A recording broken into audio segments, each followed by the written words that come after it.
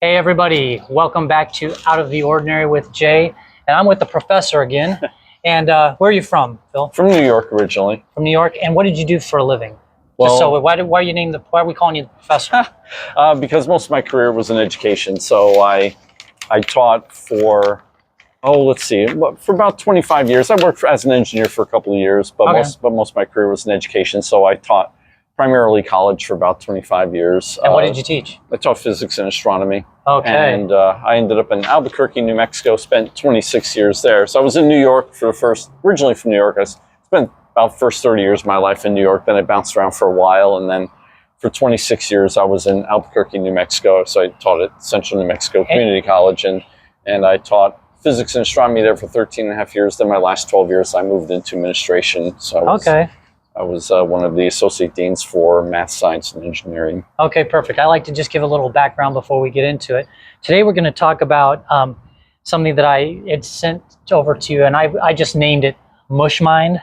And what I meant by that was like basically I'm positing that people today seemed overwhelmed and sort of also overly reliant. And what I mean by overly reliant is things like, overly reliant on their Google Calendar, their email to remind them, prompts on what to watch and everything else.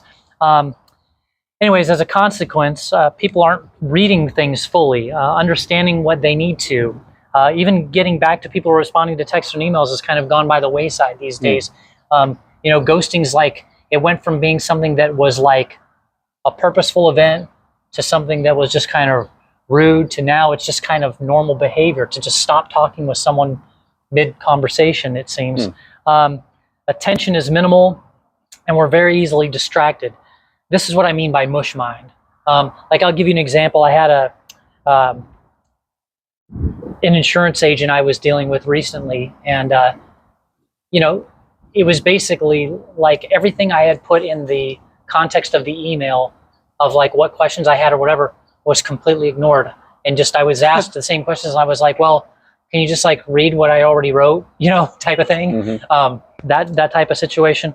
Or people will say, hey, can you send me this or can you email me this? I'm like, I already have twice or whatever. And so it's just kind of a weird, I don't know what's doing this, but it's creating like a mush mind. And that's what I wanted to discuss. So speaking of mush mind, and then I'll let you go at it here, is one of the other things that I think is really going to add to this quite a bit is like AI and these language models like ChatGPT. I know this because I actually used it to prepare for this interview. Oh, no. I asked ChatGPT to give me the questions. I said, hey, give me some questions. I have an interview coming up with this professor that I wanted to talk about mush mind. And it basically said, okay, well, mush mind could mean a number of things. And so there you go. And after I got the responses, I was like, well, maybe we really need AI because it formulated all these great questions. I didn't even change them in 1 second. It would have taken me quite a while to come up with probably inferior questions. I was going to say, if you had given it some thought, I bet you would have come up with better questions. But I'll get into that later when we address AI. Wait till you see how good these questions are. They're pretty good. But so what do you think in general, though, about the whole idea that I just described of a mush mind? What do you think about that? No, I agree. I think a big part of it is just the world in which we live. I think we are inundated with a lot of, too much information. It's information overload. I noticed this years and years ago. I remember just being in a supermarket, standing online at the cash register. This is before you had self-checkout. Okay. And you'd be at the cash register in the supermarket. And, even there at the register, they have all kinds of products, gum and magazines, snacks, and magazines. And I remember waiting there online and just looking around the entire store, and it was information overload. There's no way you could take it all in. There's no way you could see everything in the store. I mean, when you go into a store like that, you pretty much know what you want, and you go to the aisle where that product happens to be located. And that's the first time it dawned on me about how we are so inundated with information, and it's just gotten worse and worse over time. So when you talk about, for instance, you have people emailing you saying, hey, can you send me this, that, or the other information? I can relate to that. I was guilty of doing the same thing to other people, and they'd say, and they would do it to me. I tell them, or they tell me, I sent you that already. Oh yeah, no, I do it too. It's just that you have so much coming in. The stimulus is overwhelming. Yes, exactly. Yeah. To your point about the store analogy, is here's how I know it has an effect. Because in so many of these retailers now, before you can even check out, you have to go through a little maze at the end. And they've just put all these things in the way, candy on the maze, and all these last minute items on the maze. And people are buying them like crazy, or they wouldn't be there, right? Right, of course. And that just goes to show, if those weren't there, if that stimulus wasn't there, you wouldn't be making these extra purchases and things like. So it shows the impact that it is having. It's not just theoretical. Right. It's having an effect. But it's very savvy of the store owner, because they know people are waiting online. They're bored. Of course, nowadays, a lot of people will be looking at their phones. Yep. But even so, people are looking around, especially if they have kids. The kids are looking, saying, "Oh, can we get this? Can I get that?" And it's right there, and you can see a lot of those things that are there are targeted towards kids. Yeah, they put them with blinky lights and the whole nine. So let's get into it then. Here's the thing on this whole Mush Mind idea, but AI you basically just started with what the AI had given me. It says it broke it down into 5 sections, and the first it talks about on this Mush Mind idea is cognitive overload. And the first question it gave me to ask you is, what do you think is the root cause of why people feel so mentally overwhelmed today? It's simply because they're processing so much information. Life is complicated. Information overload. Yeah. Yeah, I tend to agree. I mean, if you go back and you look at the history of just like news, right? It went from basically, you would get it over the telegram or whatever, right? And then it went to like TV, and there was like one station, and then forever there were 4 broadcast stations, and that was it for news. And they didn't play it all. There wasn't 24-hour news cycle. It was once in the morning, once at night. Cable came along, and you had blew up 24/7, and then you got internet, social media, and all that stuff. So and people have this what's the word I'm looking for? People think that they need everything. Yes. If people have to have Netflix, they have to have Hulu, they have to have every single streaming service out there, and how much time do you have on your hands to watch all that and to take in all that information? At some point, you have to be able to know when to stop and what's really important and what isn't as important. That is a very interesting thing that you raised, though, that I think creates it's kind of like almost like a paradox. But like, on the one hand, we know that the information overload is such that it's bad for you, and also that it's so vast, it's incomprehensible. You couldn't take it all in if you wanted to. Yet I find most people's minds, it's like a drug, this wanting to know knowledge. Like nowadays, if I'm around somebody and somebody has a question, they don't know the answer to it, I'll sometimes, as a joke, I'll say, "Hey, nobody look it up on your phone. Let's see how long we can go without just knowing the answer. Just see how long we can go without having the answer to this knowledge that we wouldn't have had, 10 years ago." And you can just see people fidgeting and getting ready to have a panic attack. Like, they want to know the answer. So the brain seems to have this want or need or desire to know the answers to everything. And boy, there's all too many things that they're ready to give it to. And so it's almost like an addiction gone haywire. Anyway, well, to that point, have we reached a point where there's simply too much information to process daily? Yeah. What do you think? It depends on what you mean by too much. Again, it's a matter of selection, right? You have to determine what's important to know and what isn't important to know. Yeah. So you focus on the things that are important, and if you have time left over, then fine. You use your time to process additional information, but just know where to draw the line. I think that gets very complicated and very difficult. I agree with you, but I think it gets very complicated and difficult in that it's not like we go out and necessarily look for information all the time. We're being pushed constantly. You know what I mean? Think like aggressively, both at the supermarket, like you described earlier, but definitely online, on TV, everywhere. So it makes it more challenging to. We live in a consumerist society, and that's how money is generated. Yeah, it's almost like if I've had enough to drink, right? I'm like, no, I'm good, guys, I'm full, and they're like, no, you're drinking more. Right. Here you go. I'm like, I don't want any more. Well, here it is, right? And so that makes it challenging. How do you think this constant multitasking sort of affects our ability to think clearly? I'm not a big fan of multitasking. Yeah. I'm not a good multitasker myself. And I think if you're doing something important, I think it's important to just focus on that one thing and then move on to the next. Well, that's the definition of focus. If you're focused on many things, you're focused on nothing. Exactly, yeah. I mean, yeah, multitask, I think it's difficult to do a good job on anything if you're trying to do several things at the same time. Now, granted, there are some things, there are some ways that you can multitask efficiently without detriment. So I'll give you an example I can think of right offhand for myself, and that is when I'm at the gym doing cardio, if I'm on the step mill or if I'm on the treadmill, which is incredibly boring, most people will listen to music or something on their headphones.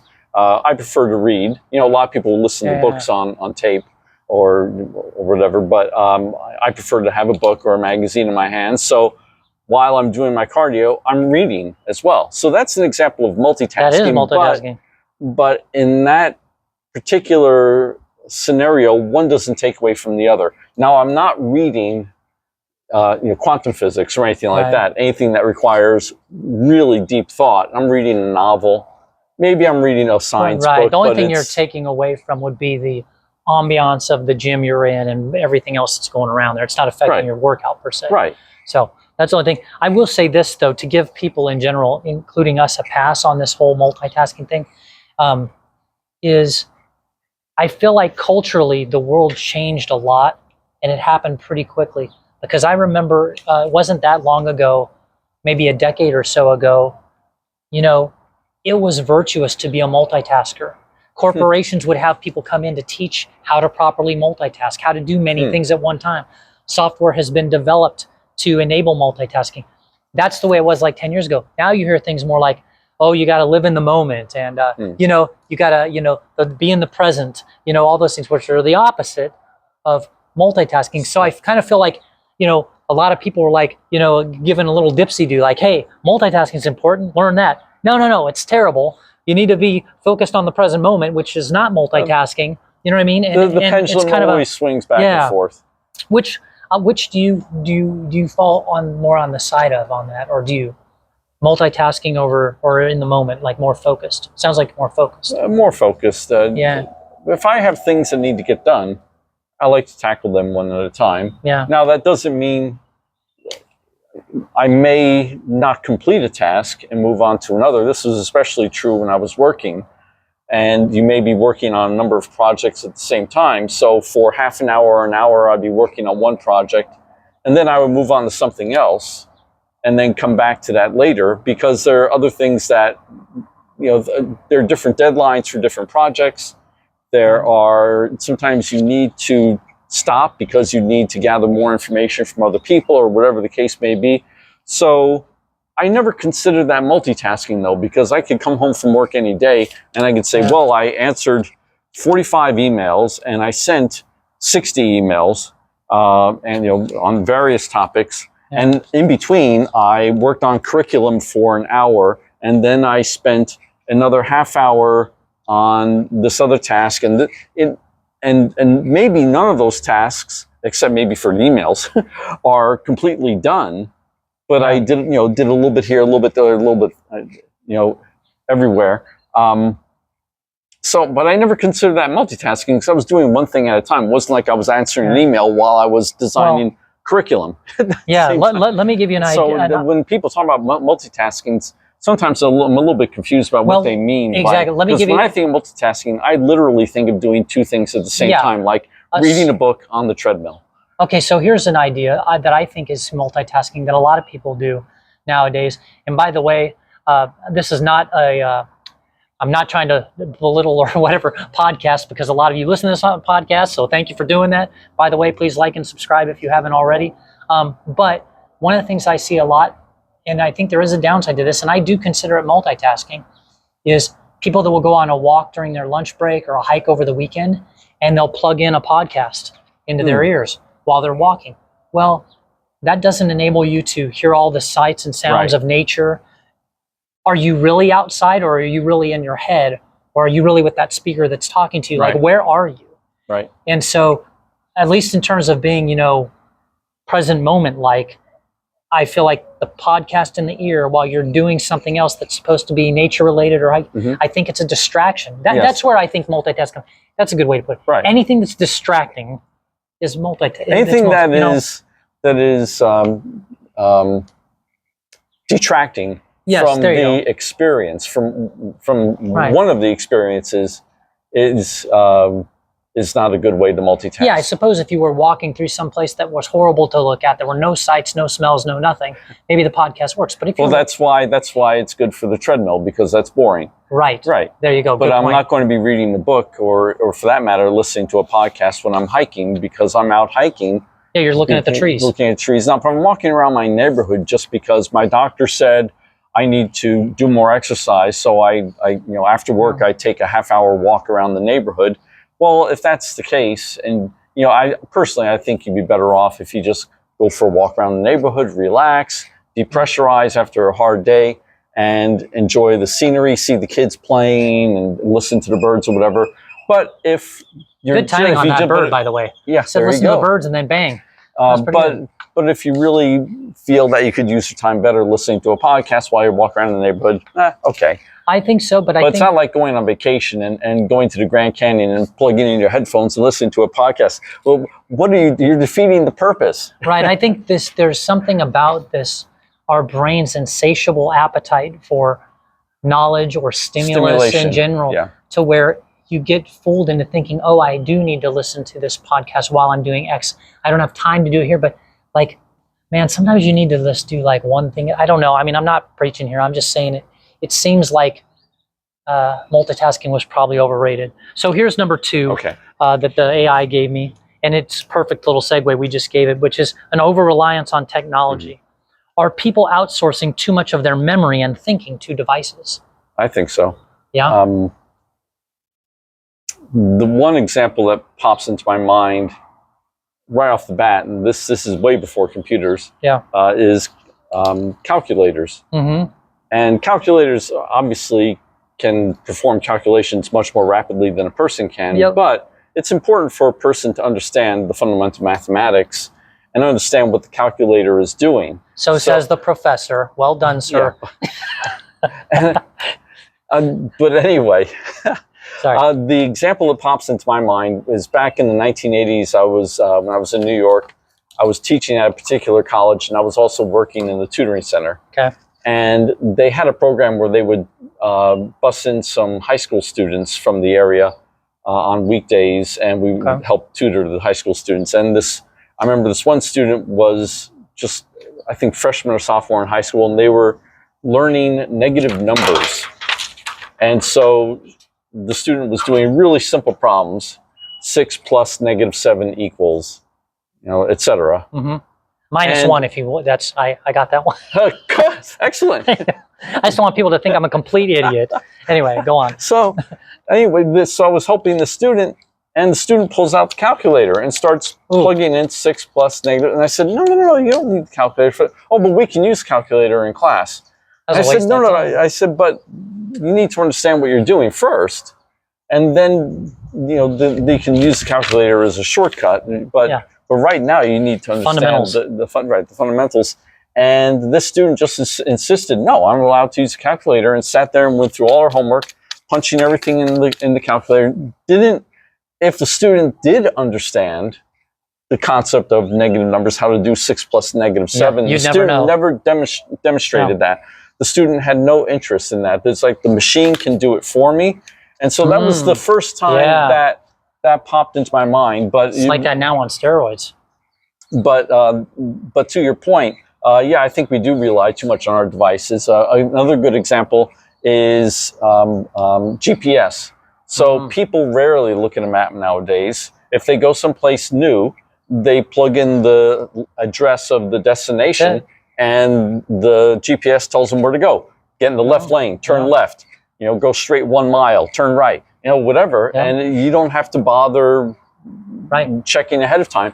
And I know some studies have been done, and I can't remember the details. I subscribe to Science News, and I read in one of the articles in Science News and about this. And the research group actually conducted research. They had people go into a new area, and they had to find their way around, a city or whatever it was. They had to find their way around on their own, looking at maps or whatever, and then walking or driving or whatever from one location to another. And another group simply used Google Maps or GPS. So they got in the car and said, go here, go there. And the individuals that had to find their way around obviously retained that information and were able to find their way around much better. But if I'm not mistaken, I think they also, they may have done some kind of, what is it? Is it MRIs? Or, probably, where they scan their brain, like some sort of brain scan, And they could notice some, I can't remember the details again, but they noticed some kind of difference between the way the brains of those who had to actually find the way around. Well, that makes total sense. Changed versus those who simply got around using GPS. And that makes total sense, because if it's just GPS talking to you, right? That's just basically, you're just hearing and then doing what it says. Right. Whereas with a map, you're visually stimulated, you're looking at it, you're having to calculate in your own mind certain things. It out, So it would stand to reason that an MRI result or a brain scan would be different. I just know in terms of are people outsourcing too much of their memory and thinking to devices? My answer is, I don't know about too much. I think so, but definitely I know in my own case, if I didn't have Google Calendar, I don't know what I would do every day. Like the thing tells me what to do every day from the moment I wake up to the moment I go to bed. It's all in there. You know what I mean? With a few moments where I'm unscheduled, and then I'm like, hoping my calendar's not busted. I just say so, and I'm not, of course I'm not the only one that does that. And calendars are all, everybody's calendars are synced. Like I know, like married people or business people, their calendars are synced with other people's, and so like they can see each other's, and meetings are collaborated that way. And so I get it from a productivity standpoint. From a sanity standpoint, I'm not so sure it holds up well. Which, here we go. What are the downsides of relying on reminders, AI or Google for everything? What are the downsides? Well, I think it diminishes your cognitive abilities. Yeah, I agree. You get lazy. Totally. Your brain gets lazy. Totally. Just on this one alone, on this interview alone, I phoned it in, right? I didn't go through the process of thinking of all these questions to ask you today. I just said, I have an interview with this guy. Give me a dozen or so questions on this topic. And I just cut and pasted it, and that was a wrap. And so where was my creative mind being engaged? Exactly. Where was my spelling and my own internal spell checker? Where was my writing skills? None of that. I literally had to cut and paste after I asked the question. That was it. So I agree with you. I think it's diminishing our cognitive abilities and giving us more time to do more silly things. It's like a big bad self-fulfilling prophecy. Anyway, can I comment on AI, since please? This is the opening? Because you mentioned AI earlier before we started the interview, and it's interesting because I actually had a conversation with someone in my apartment complex before I came here. I was on my computer in the resident lounge, and one of the other residents came by with her dog, and I was talking to her for a while, and somehow we started talking about AI, and I said I'm not a big fan of AI, and she was wondering, well, she said about herself, what would I use it for? And I'd say personally, for myself, I can't think of any use for it. Now I know there are uses for it. There are all kinds of medical uses for it, and I know engineers, scientists have found uses for AI that make computation faster, and in the medical field, AI can often pick up tumors and things that doctors can't pick up. Nuances, patterns, all kinds of things. So, but I said for myself, I don't know what I would use it for, but I know people do use it in everyday life. I'll have to tell her about this when I see her again. I can just tell you, I've become a bit of an AI power user, so I use it for all kinds of stuff. Like what? Is this, if I was to eat this particular food, is it good for me given my biological profile? Oh, wow. If I've got these injuries, would these weight training techniques in the gym be helpful or harmful? I mean, you can literally ask it anything. Right. and have a full-on, it's like having the smartest friend ever on every subject who answers you in a minute with no attitude. And by the way, if you log in, let's say I was talking to you about, I don't know, how to make my own wristwatch, right? Or something like that. We were talking about that because I just saw it. And I talked to you a month ago about it. If I wanted to pick that conversation back up, you can go back to that particular conversation and it's as if you never left it. All of the stuff is completely remembered by the AI. You literally are picking up right where you left off in conversation. I mean, it's so powerful. And I would just tell you back to the whole insurance agent thing early on, in my opening is, and I hate to say this about people or two people, given the context of this, but I would just tell you, I think that people's days are very numbered, particularly as it relates to customer service, because I'm sorry, AI just does it better already, and it's faster. It's more accurate, at least from my perspective, in dealing with banking, insurance, and all these other things that we have to deal with on a daily basis. It's just incredible. And so, what is it? Yeah, anyway. Yeah, well, what you just said is exactly related to the conversation I had with my friend earlier today. And actually, when I look things up online, I don't use AI. And the reason I don't is because AI is generating its response using everything and anything out there on the internet. Now, so it's grabbing information from all kinds of sources. Some sources are reliable, some are less reliable. So if I want to know, is this food good for me, like you said, how is this food going to interact with my, given my metabolism, blah, blah, blah. And I don't trust AI. If I may just interrupt you, I'll just say, you will be surprised at how good it is and how fair it is. It is amazing. It cites its sources, and on top, very often it cites sources. But on top of it, sorry, we got a little ambulance in the background or fire department in the background. But on top of that, you can say, hey, I don't think that answer was good enough. What about X, Y, Z? Or what aren't you telling me? Or are there any differing opinions? And it will say things like, well, there are differing opinions, but they're in the minority, so blah, blah, blah. I mean, it's incredible. I promise you, it's ridiculous how good it is. That's the only thing that I can say. It does make errors, but if you're a good, what they call prompter, you can really get it to do some fascinating things. I'm old-fashioned. I would rather go to a reliable source to get the information I want rather than depend on AI, even because I'd always be skeptical that it may be pulling in some information from some wacko website. Yeah, and I would just say, I don't know how it is aggregating its information and how it ranks them and how it comes up with what it does. But I mean, all I can tell you is for months now, I have been testing it pretty brutally, and it's amazing how good it is. I'll catch it once in a while being off, in some meaningful way, and then I'll tell it, and I said, hey, I got you. You were off, and it was like, oh, yeah, you're right. I missed that thing. Thanks for letting me, whatever. But it's, all I can tell you is it's mind-blowing. It's not like it's taking, I can just tell you, at least I use ChatGPT, and it is definitely not mostly taking stuff off of, a social media board or whatever. It is definitely more scientific journals and literature and stuff that it's giving me on most of my responses, or legal journals and stuff. It's, I just say, it's pretty impressive. Like I said, I really haven't used it. Yeah. And I know people do. I know people will, if they're applying for jobs, they'll use it to write cover letters. Yeah. They will, brilliantly, by the way. They will write them brilliantly. But for me, I would never do that. Right. Because if I'm applying for a job and I'm writing a cover letter, that cover letter is a reflection of me. Yeah. I want it to be generated by me. I don't want AI to be generating my cover letter. Can I give you anything that I'm passing off as my work? I want to be my work. I would never write an article. I would never write an email. I would never write anything and pass it off as my own. Here's the crazy thing. That was actually generated by AI. I wouldn't want it to, because it's not going to convey my priorities, my personality.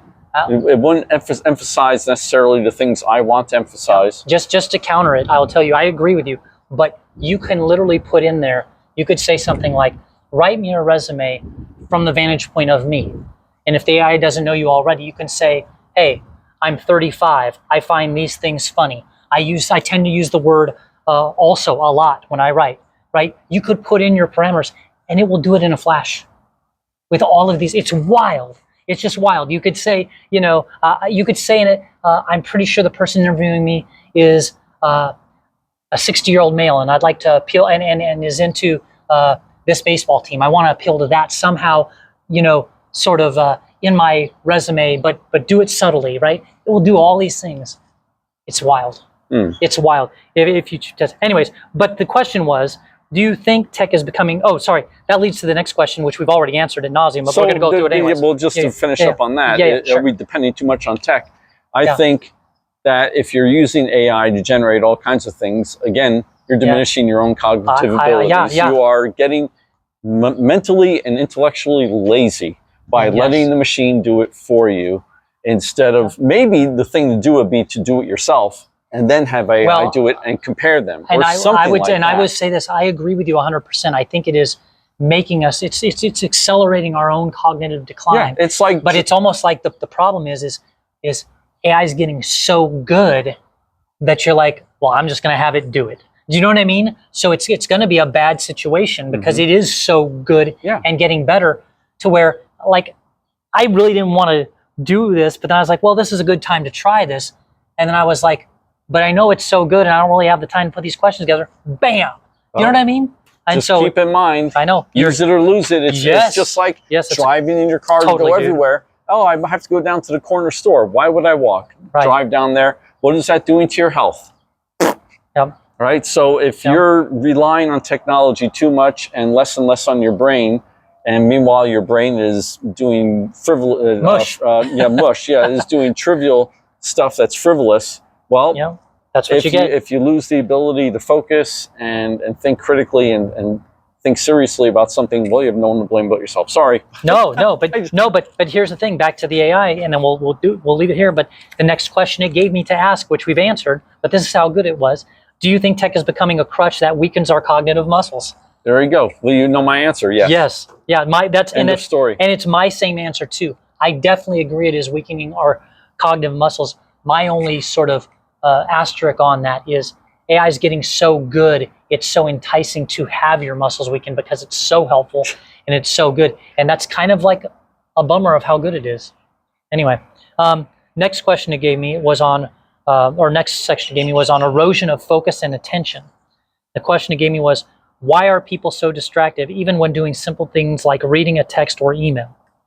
Well, you said it already. It's just that we're constantly looking for that dopamine hit. Yeah. That stimulus. Yes, if whatever's in front of you in the moment isn't quite as interesting as the new Bing you got on your phone, right, you'll go to that one. Exactly. And so it goes. So it's always you're always climbing for the next bigger dopamine hit, and the modern world of technology is all too obliged to keep throwing you new, better options. Yeah.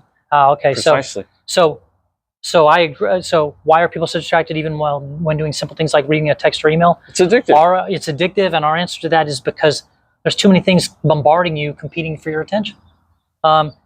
Next question it gave me was, how has social media trained us to skim rather than absorb information? It's very similar. I think it's the answer to that is very similar in the sense that we want that dopamine hit, and so you're looking for quick sound bites. You want information to be condensed into a very concise package. Right. And sometimes the danger there is a lot of issues don't get the whole story. What's that? You don't get the whole story. Right. A lot of issues that we're dealing with today, especially political issues, scientific issues, social issues, medical, they're complicated. Yeah. And you're not going. They don't fit into a soundbite. Precisely, they don't fit into a soundbite. And if you really want to understand the nuances and the complexities involved, well, then you need more than a soundbite. And it's unfortunate that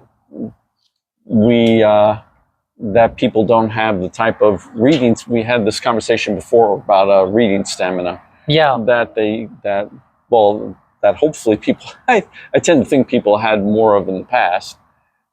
Yeah, But maybe I'll put that link back up or put that link up in this video here, because you're right, we did talk about that. But yeah, I think it is. The question was, how is social media trained us to skim rather than absorb information?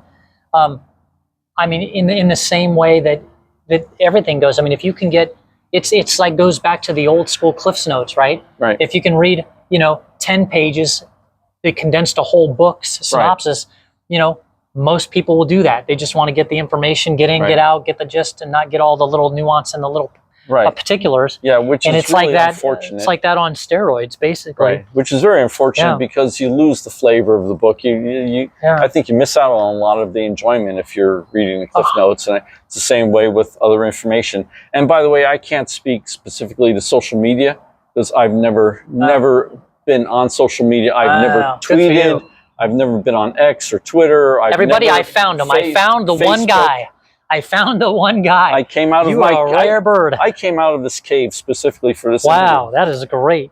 But no. But I do look at news online and whatnot. So, but not social media. So I go to maybe CNN or New York Times or the New Yorker or some news outlets, but not social media. Yeah, and I don't know if it's. I mean, it seems like everything's gotten more condensed over the years. You go way back when the very first things were big radio shows that lasted for hours, and then it was drive-in movies, and those were hours long, and then and then we got into somewhere along the line we got into 30-minute television segments or 20-minute television segments, and so it's just been condensed and condensed and condensed so far. I mean, to where now I think the ultimate is, basically like TikTok, where you're literally like boom, boom, boom, boom, boom. Yeah, I'm flipping through TikTok. Hundreds of images and videos in an hour. I mean, it's pretty incredible. But and I think once you kind of get locked into that idea of like, oh, not interesting, didn't tell me what I needed to know instantly, right? That becomes the framework to which your brain is wired and works. And so if something's drawn out long or what some people might say is normal, you're not interested. Right. You know what I mean? And that is a real you bummer. You become accustomed to those sound bites and gain your information lickety split. Yeah, if it's not a 5-second train wreck, it's not going to hold your attention. Right. Because there will be a 5-second train wreck right around the corner that will hold your attention. You know what I mean? For 5 seconds. Yeah, right. Well, but then you have another 5 seconds, another 5. Then you move on. Yeah. Is this affecting our ability? Oh, this is the next question it gave me to ask. Is this affecting our ability to have meaningful conversations or follow through on commitments? I really don't know. I would have to say it probably yes, but I really don't know. I can't make an educated. I want to give you this as a topic, or as to extrapolate a little more. It said, is it affecting our ability to have meaningful conversations or follow through on commitments? I'll get the follow through on commitments later. But on the meaningful conversations, I say yes, only because I find my own self, who is already kind of an easily distracted person. If I'm at lunch and with somebody, and the moment the conversation gets like remotely stale or uninteresting for a second, I've got 5 other conversations going in my head that I'm already talking to. You know what I mean? And so, in a sense, that all this, what it's doing to our attention, this multitasking, whatever, like the inability to focus on the other person and give them my direct attention to accept their nuance as if they were a book and not Cliff's Notes or whatever, right? It's definitely affecting my ability to have a meaningful conversation for sure. From my point of view, that isn't the case. Okay. I will lose interest in a conversation if it's something I'm not interested in. So very often, whether I'm engaged in a conversation and enjoying it, or I'm not enjoying the conversation, depends on, first of all, the person to whom I'm speaking. Right. And secondly, the topic. Because I can tell you there's some people that I know, the people at the gym or just other people. And for instance, I'm from New York. I talk fast. And some people I know talk really slowly. Yeah. And generally, even if we're discussing something that's interesting, just the fact that they take so long to say something drives me crazy. Get to the point. But exactly, yeah, I feel like saying that sometimes. Yeah. Get to the point. Yeah. But primarily, if it's a topic I'm not interested in, yeah, then my brain is going to wander. But if it's something I'm interested in, then I'm going to be engaged in that conversation. So I don't agree completely with you on that particular point. Yeah, no, you're saying it might be just in human nature, anything. Anyways, yeah. Well, the other part of that is the follow through on commitments. How does it affect ability to have follow through? I agree with that too, because like as an example, I told you in the beginning of this, we discussed. I talked about how people would ask me a question on email, like I already sent it to you, right? So if they're not able to know what I'm sending to them because they didn't read it, right, that would make it difficult for them to follow through in the commitments if they didn't even read the commitment to begin with. So I can just tell you, definitely there have been changes in the last at least 5 years in many of the companies and people that I've worked with for a long time in terms of, they just they're less into it. They're just not as involved or as focused as they could be. As I know, because I'm having to set extra reminders, like follow up with so and so because they've forgotten or they were supposed to be back to me by now, and that is definitely gotten a lot more pervasive over the last few years. Yeah, I think that's just a matter of information overload again. Yeah, again, people probably doing too much. It's a matter of separating what's important from what is trivial, and making sure you take care of what's important. So now it gave me this one, number 4. It gave me this is the 4th of the 5th topics that the AI gave me, and it is consequences in daily life. And in this one, it used my own wording. It said, "What does Mush Mind look like at work, school, or in relationships?" Do you want to comment on that? I'm getting some nice breeze here. Yeah, feels good. What does Mush Mind look like at work, school, or in relationships? Again, I think it's just a matter of information overload. Again, it's just that the type of information you're receiving is different in those 3 scenarios. As far as relationships, I'm not sure how Mush Mind would impact relationships, and maybe you could think of something. I don't know. I'm gonna go through each one of these. What does Mush Mind look at like at work? I think it depends. I think it could be beneficial actually, or it could be detrimental. If you're using this ability to multitask and have 55 apps open at one time and communicating with all over the place, maybe you're a highly productive person. If on the other hand, your work is a little boring to you or whatever, it'd be awfully easy to be distracted and take you away from being productive. So I'm kind of mixed on that. And I would say the same is true with school, right? If you could, maybe you could be hyper productive, but also you could be very easily distracted and not get anything done. In terms of Mush Mind in relationships, the only thing I can think of is that, again, it goes back to what you were talking about, which is not being able to give, full attention to the person or the relationship that you're in or the person that you're speaking with, because that person or that relationship or whoever you're talking with doesn't represent a dopamine hit as big as, whatever's floating across your phone or your TV. Then you're probably not going to be in a relationship with that person for very long if that's the case. Yeah, sorry, had to get rid of this bird. Job. It's chirping too loud. But then another one comes in. But that's the only thing I was thinking of on that. The other thing it wrote down or gave me as a question is consequences in daily life is, have you seen people becoming less reliable or thoughtful in their interactions? Can I start? I can't think of anything. Okay. From my experience, I can't think of any changes in a person's behavior that I can attribute to information overload or yeah. I'm going to say for my answer to this, have you seen people becoming less reliable or thoughtful in their interactions?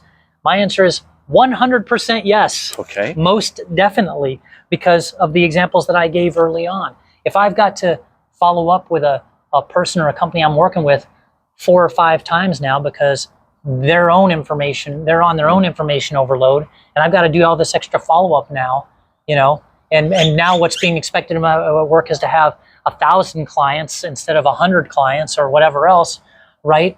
I can just tell you, it seems to me like almost everybody I know is less focused, more error prone, more forgetful. And this spans every age group from teenager all the way up.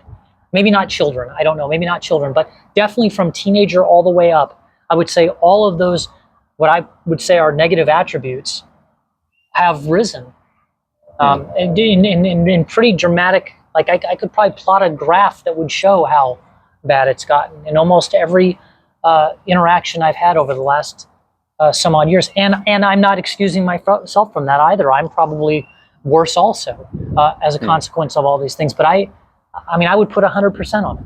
Yeah. I can't say the same. Yeah. I mean, there are We got to hang out. I got to hang out with your people. There are people I know who are responsible and have always been responsible and probably always will be responsible. And then there are other people who are less responsible and always have been. And I can't think of... Well, here's an example I can't think of any individuals that I know of offhand whose behavior has changed over time as a result, or at least as that I've perceived to be a result of Mush Mind.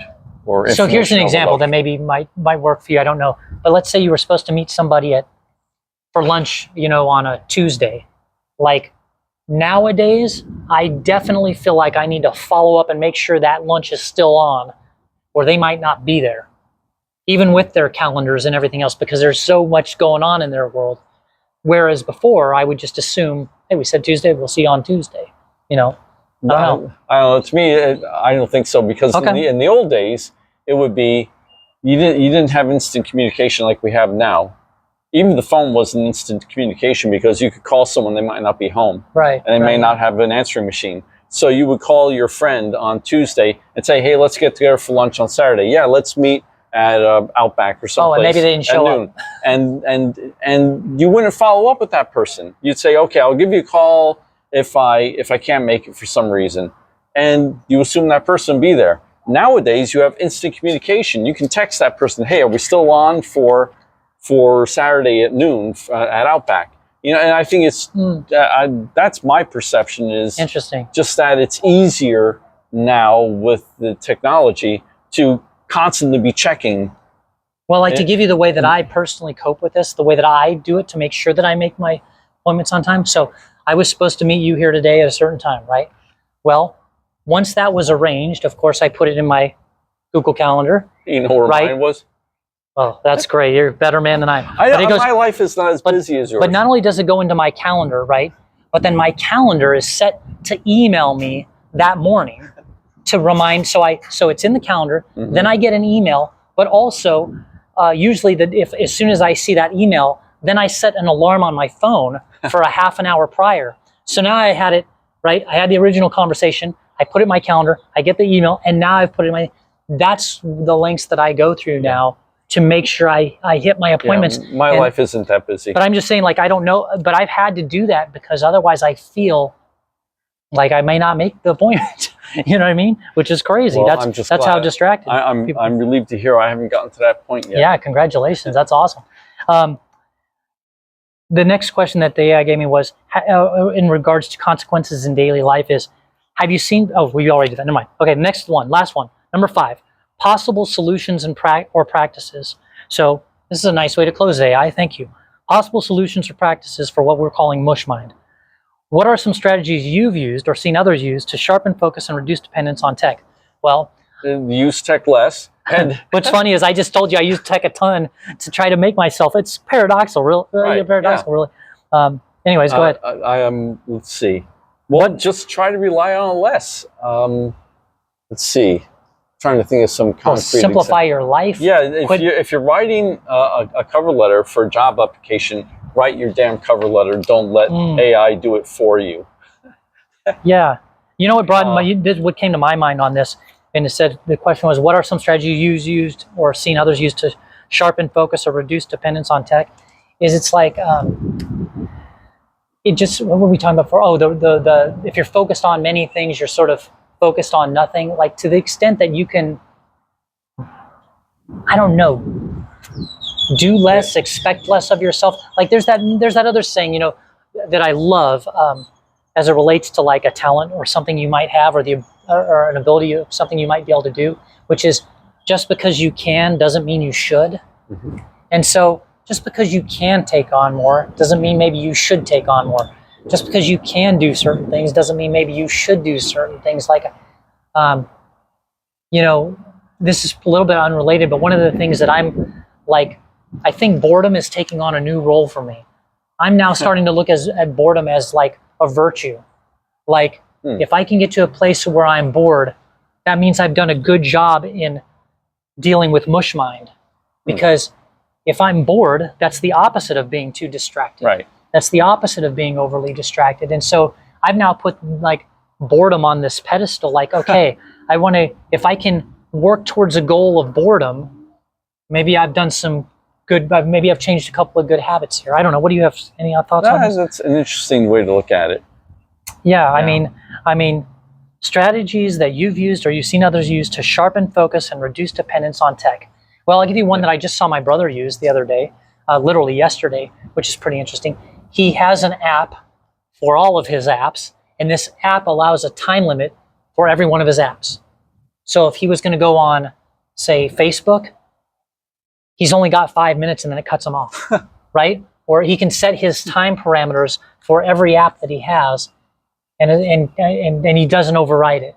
So if he wants to read news, on some news source, he's got 10 minutes to do it that day, and he cuts himself off. The app will shut his app down. So my response to that an app to is instead of using an app to do that, to regulate your behavior, just learn to do it on your own. Yeah, I mean I think what you've described is the discipline yourself. I think what you've described is the Holy Grail.